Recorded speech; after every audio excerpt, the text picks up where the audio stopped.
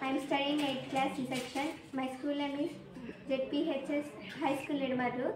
My guide teacher name is Shridev Madam. My project name is hydraulic lift. A lift is a vertically transport vehicle. It is also called an elevator. A lift can move people or goods vertically downwards or upwards. Lifts are generally seen in a multi-story building. They move between floors of a building. They are generally powered by electric motors. There are mainly two types of lifts. They are hydraulic and tank section. Hydraulic lifts are used in industries, mining, shipping, etc. Hydraulic lift is based on Pascal's law and is operated by fluid pressure. How it works? Fill a syringe with a water and attach it tubing. Push the syringe piston down to full depress it. Place the tube free end in water and pull the piston up to fill the tubing with water. Attach the tubing with a second syringe. Push the piston in the first syringe with pushes fluid through the tubing into the second syringe.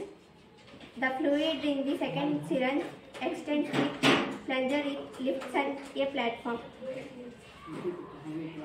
నేను ఎలా చేశానంటే ఒక pad తీసుకుని అని చెప్పు మొత్తం ఇంకో ఎలా చేసానో చెప్పు మొత్తం నేను ఎలా చేశానంటే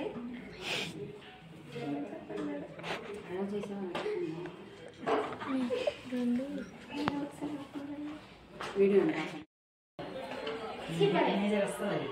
ఒక కార్డ్బోర్డ్కి వైట్ పేపర్ అంటించి వాటికి 2 ఇంజెక్షన్స్ అంటించి వర్టికల్ స్టాండ్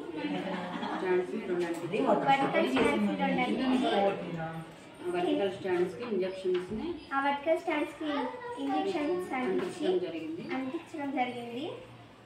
వీటికి ట్యూబ్ అటాచ్ చేసి కింద ఇంకో కార్డ్బోర్డ్ గ్రీన్ పేపర్తో అంటించి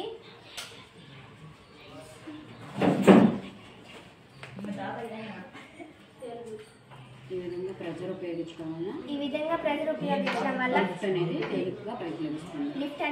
తేలిగ్గా పైకి లెగుస్తుంది. ఈ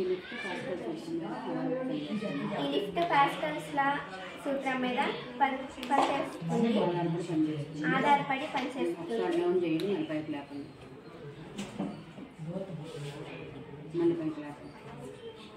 ఈ విధంగా వర్క్ చేస్తుంది ట్యాంక్.